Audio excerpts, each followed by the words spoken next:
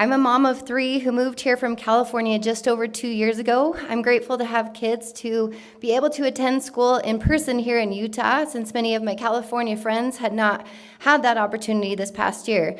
It's been over a year now. We understand the virus, we understand the risks, we've followed the rules, we've worn the masks, we've seen the problems that have come from the masks that have caused, and we're ready to move on. We have 3 vaccines now, and every person in Utah has had the opportunity to get one. It's time to let our kids live normal lives, free to breathe, free to smile, free to talk without being muffled. A lot of principals and teachers are ready to move on. They are waiting for the okay to do so. Give the parents the freedom to choose if their kids can wear a mask, just like the parents are doing in Kane County, San Juan County, and Iron County here in our state of Utah. We also want that freedom to choose. My friend in England, in the UK, said children 11 and under never wore a mask this whole year, even in schools. We want the freedom to allow our kids to not wear masks. We are concerned about our children's mental and physical health. Our oldest daughter struggled with depression and suicidal thoughts at the beginning of this. She was perfectly healthy before this, and that's not okay. I know we are short on time, so I have a whole list of parents, all the problems. Their kids can't breathe, their kids have headaches, they have anxiety. One has diabetes and is having trouble there, bacterial infections. It goes on and on. Dangerous to self-esteem. So there's so many problems that these are causing. One kid was even throwing up and was forced to put a mask on while he was throwing up. Like, that is not okay. Like, what are we gonna do about the bullying that's coming from this? Our own President of the United States, Joe Biden, said to a little girl, first, kids don't get COVID very often. You're the safest group of people in the whole world. Number 2, you're not likely to be exposed to it, to spread it to mommy and daddy, and they aren't likely to spread it to you as well. COVID has a 98.98 survival rate in young people. It's time to move forward. The mask mandate has been lifted in Utah. It's time to give parents the opportunity to choose if their kids should wear a mask or not. Thank you for your time. You're not allowed to play tag anymore. It broke his little heart, and she said, it's a contact sport, you might spread COVID. Okay, I have sent my whole school board facts and science and data and facts and science, and there's so much science and data saying these kids are safe, they're not spreading this virus, stop putting them in fear. They're living in fear, they can't see faces, they can't see smiles. This is devastating to them. If you've done the research, you know this is impacting their psychological, their social, their emotional well-being. Take the mask off our children. The signal we sent out when the mask mandate was lifted on April 10th, and I said, guys, we were so excited. But then they said, oh, not for the kids. Not for the kids. I'm sorry, that's not okay with me as a mother. My kids, as every parent here, we will fight for our kids. I will miss football. I will miss every lesson every day of the week to come and speak up for my children, okay? I will write letters every week to speak up for my children, okay? This is my full-time job, and if I need to run and sit somewhere up here, I will do it for free. So why are our children wearing masks?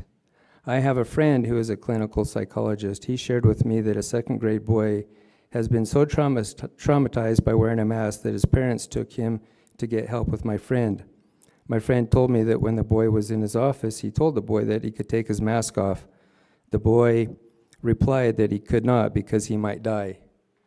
How sad is that a second grader thinks that he would die if he takes his mask off? And then that leads me to the next comment, is how many other children feel this way as well.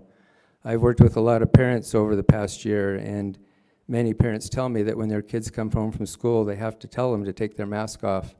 They've just become so accustomed to wearing it, they don't take it off. I want to talk about test to play. I'm sure you're aware that testing swabs contain ethylene oxide. If not, please write that down and plan to research it. The National Cancer Institute and OSHA, and I'm going to leave these as an exhibit for you to add to the minutes tonight, tell us that this is a dangerous chemical that can cause cancer. It affects the DNA. It can have adverse long-term reproductive effects and it can be found in cigarette smoke and in pesticides. Obviously, both associated with widespread cancer. Why in the world would we require our children to stick this stuff up their nose? Testing swabs are made of nylon, rayon, and polyester fibers. They are sterilized in ethylene oxide. I was appalled to find out that these tests, required since last summer for students to participate in school activities, only recently received FDA approval, just last month. How can we, in good conscience, allow these controversial tests to be required and used on our children? Further, rapid antigen tests used in our schools are not administered by an individual operating under the guidance of a licensed medical provider. Students typically swab themselves with these proven inaccurate and carcinogenic sticks given to them by an athletic director, maybe a school nurse or a school secretary. SB 195, the emergency response bill passed on March 24th, needs to be honored. This bill, although not perfect, limits unelected health departments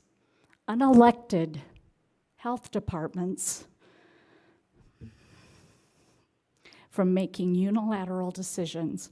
Continuing to require test to play directly undermines our children's health, our children's safety, and our children's personal liberty. End test to play now. Thank you. I'm here to ask you one question. Why are you flat out refusing to respect the Jordan parents' fundamental right to choose what is best for their children, which is enshrined in the Utah State Constitution and Utah state law? Yes, I'm talking about the parents' right to unmask their own children. Is it because you actually believe that you need permission from the state superintendent? Well, here you go. Sid Dixon gives you permission. At least who has pitched the idea that districts allow parents instead of doctors to write the exemptions for their kid. Is that a possibility, or does that just open a Pandora's box? The COVID health manual that we subscribe to, they can require a doctor's note. And I think most do because it just gets them out of that subjectivity of different parent concerns and cases. So there may be some who don't require a doctor's note, but it does allow for it. So could they... She went on to say, could the parents sign it? Yes, and it's pursuant to the health order. Is it because you actually believe that you need permission from the state health officer? Well, here you go. See what Representative Abbott got for us. Parent whose child is now in their last month of school this year, and the mask is really interfering with their ability to communicate at school. And it's very difficult for a parent in that situation to come to the state level and try and affect a statewide change. It's much easier to go to the teacher or the principal or even the superintendent and affect a change at that level. How would you respond to the urgency of a parent in that situation saying, we need some flexibility during this last month of school because my child is going to fall behind if we don't have that? I would hope that the current public health order actually accommodates that in the way that the language was chosen. It's intended to accommodate people who are experiencing mental health or physical health concerns related to mask wearing. It doesn't require the school to get documentation of that from a medical provider. It is left at the local school level to manage that issue. Why? Is it actually because you don't understand the black and white language in the health order? Well, we have sent you a video from one of your peers in Iron County that explains it very clearly, and I respectfully request that you take that 45 minutes to watch that video. So why? Is it politics? Is it because you're afraid to lose your job? I don't need to remind you that you were elected board officials here with the absolute unconditional responsibility to make sure our children's best interest is taken into account at all times. So maybe it's that you attended some sort of state board meeting and somebody in a position of power told you that you should, just wait till the end of school. Well, when a mother is listening to their son cry themselves to sleep at night, 3 weeks and 7 more days is 3 weeks and 7 more days of hell. So I know you can't answer me, public speaking, but I'm going to turn around and leave you with an answer from the audience. Folks out in the audience, please raise your hand if you will vote for any of these school board members in the next election if they continue to flat out refuse to respect your fundamental right to decide what is best for your child. Anybody? Thank you. Thank you for listening. And we're absolutely angry inside at what's happening at the school levels, and it trickles all the way up.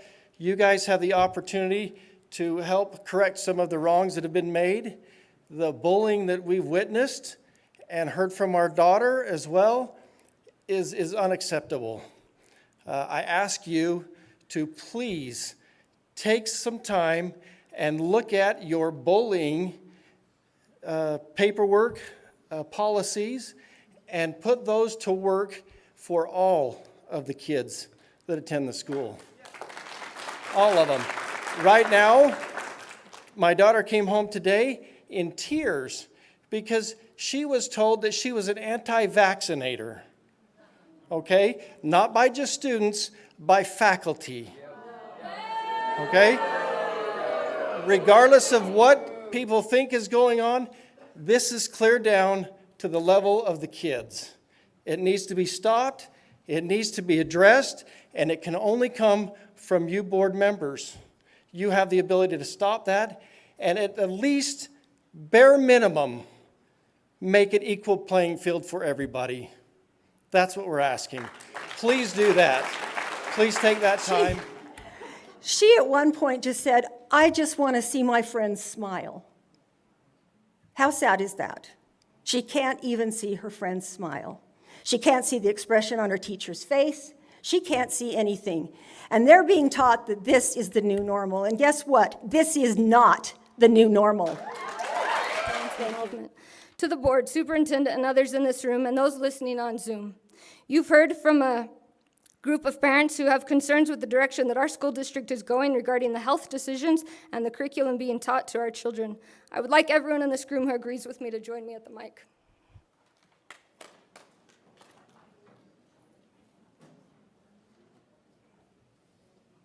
We are parents who want what's best for our children. I love this crowd. Many parents do not have money for private schools or the capability to homeschool. We rely on the public education system. We rely on elected officials to have the best interests of our children in mind. Listen to our concerns. Let us work together for our children and for our community. Thank you.